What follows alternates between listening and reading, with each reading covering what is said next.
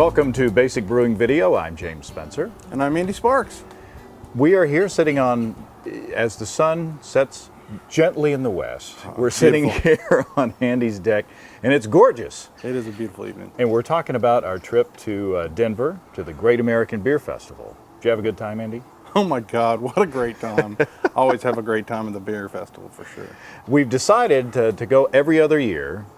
So I don't know, what is it, biennial? What do you call it? Something like that. So every other year. Every other year, we go the even years. And it's incredible. And for those of you who don't know about the beer festival, it happens at Denver every year, about this time of year. This is the 29th annual Great American Beer Festival. More than 2,200 beers, 36,000 gallons of beer served, 49,000 attendees, and 462 U.S. breweries. Now, if you can't find a good beer there, you're not going to find a good beer anywhere. So what were your impressions? I mean, it was huge, obviously, as usual. Well, it is. It's a bit overwhelming, really. But this year we kind of decided to do things a little differently, and you know, I think it probably worked out for the best. Got to try a lot of interesting stuff, and we tried some stuff that I probably wouldn't have tried on a normal year. Yeah. Now, in addition to all the commercial beers that we tried, there is something called the Pro-Am competition, where home brewers are paired with commercial brewers, and they have their own category, so they competed against each other. This year there were 75 entries. That's incredible. It is incredible. And it really shows the bond between the pros and the home brewers. And we tried a bunch of those beers, and they were all wonderful. Everything that I tried was really great. They were all fabulous. But every year it's interesting for us, a kind of a challenge for us to cover this thing, because you know, we're always thinking, well, what angle haven't we covered before, because we've been there so many times. Right. So this year we decided to look for kind of off the wall beers, kind of out of the box beers. Kind of category 23 beers to say, you know, to call it, to describe it a different way. But That's right. Out of the box beers, exactly. And so what we found was a couple of breweries, more than a couple, and you can listen to Basic Brewing Radio and hear more about it, but we found Shorts Brewing from Bel Air, Michigan. Now, they had some interesting beers, to say the least. They sure did. They had a Spruce Pilsner, which is an imperial Pilsner with spruce tips, the Wizard, which is a barley wine aged on raisins, an Anniversary Ale, which was a blood orange wheat wine, dry hopped and spiced with green peppercorns, and others. And these guys are really thinking out of the box. That's for sure. We like to try to go out of the box with a lot of our beers. Obviously, we can make some great beers to begin with, but if you're coming to a festival like this, people want something extra. So we like to try to bring a lot of our bigger hitters. We like to think out of the box on a lot of our beers. Some people might think it's, you know, not really beer, but you know, or they think it's just too over the top for them. There's other people, they either love it or they hate it. I mean, we go to the extreme, and you know, that's just how we do it. We brew the beer that we think we would want to drink too. I mean, obviously, I don't want to brew a beer that I don't like and then have to try to sell it to someone. I want to make a beer that I want to honestly tell them, this is a great beer. It's, you know, I can describe it to them. I like it. That way, I'm not trying to, you know, be fake about something. Brew it. You know, it might not be for everybody, but you know, beer's growing.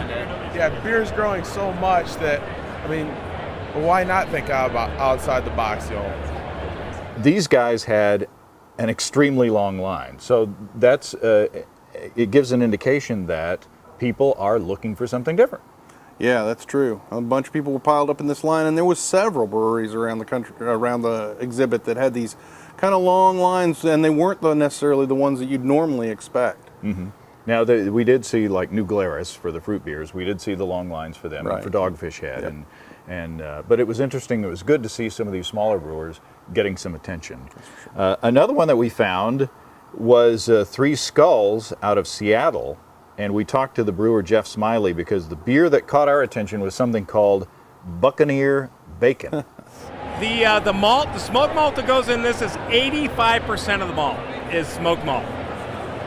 Wow. Yeah. it's a lot of smoked malt. So the primary constituent of the flavor is actually from the smoked malt, and it's fantastic. It's actually beechwood smoked malt.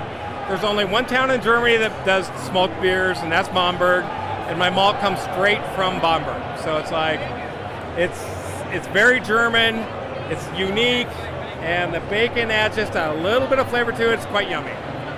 What do you think? 85% smoked malt? Would you have thought that something with 85% smoked malt would have tasted that good? You know, I've always been one that kind of leans towards use less smoked malt is probably the best rule of thumb. It was really good, and it definitely got your attention and was kind of a bacon-esque beer for sure. Now, the interesting thing was that I said, hey, you know what? If you put some maple syrup with this, you'll have a great breakfast beer. And he said, ooh. So here's a guy who put bacon and smoked malt in his beer, and yet he turned up his nose at the maple. But we should try it as homebrew. Yes, we will. And we'll put it on the show.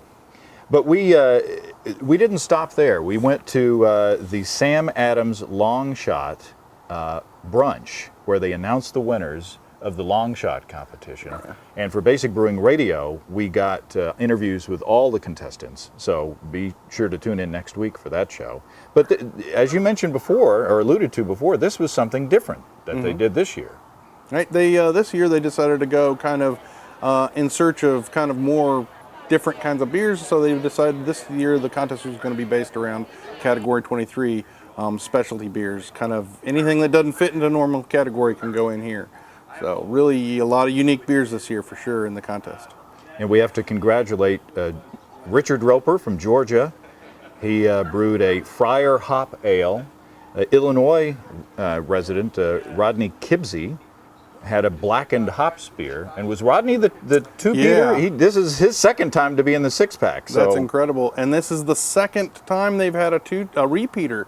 So, you know, they made a big point about the fact that these are all really good brewers that are entering, and how many of the brewers and beers that came into this contest are really, really outstanding. Yeah, so you know that these have to be some good brewers. And Sam Adams always has an employee who enters in the competition, or an employee competition as well, and we have to congratulate Caitlin DeClerc for her Honeybees Lavender wheat beer. It was quite tasty too. They always let us try those at the event, and we got to try that and the other ones. They were all delicious. Well, you've got a beer here that we haven't opened yet. Ah, true. What do we got? Okay, this is a Saison that I made, and I took 3 gallons. I made about 8 gallons, and I did 5 gallons normally, and then I took these 3 gallons and I added the dregs of a couple bottles of Orval to it. So this is a Brett version of my Saison, and so I bottled it in baskets and in these Belgian beer bottles. Hopefully, this is the very first one. Hopefully we can get this open on camera and then it'll actually fizz. It's looking good. Lapse. Oh, that sounded good. No doubt. Here we go. I love Brett. Oh yeah, and I think you're gonna like this, James. I know when I was bottling it, it sure did smell kind of right up your alley. Hold on. Oh my. Oh yeah, there you go. Mmm, that smells all good. And it tastes delicious as well. Mmm, be adventurous. Yes. Cheers, everybody. Cheers. Thanks, Andy. No problem. Thank you, James. Come and visit us on the web. At basicbrewing.com, you can find archive lists of both our audio and video podcasts on home brewing. You can also find our DVDs, Introduction to Extract Home Brewing, Stepping into All Grain, Low-Tech Lagering and Decoction Mashing, and our latest edition, Introduction to Wine Kits. Drop us a line. We'd love to hear from you. Write to james@basicbrewing.com, steve@basicbrewing.com, or just use the contact form on basicbrewing.com. That is delicious.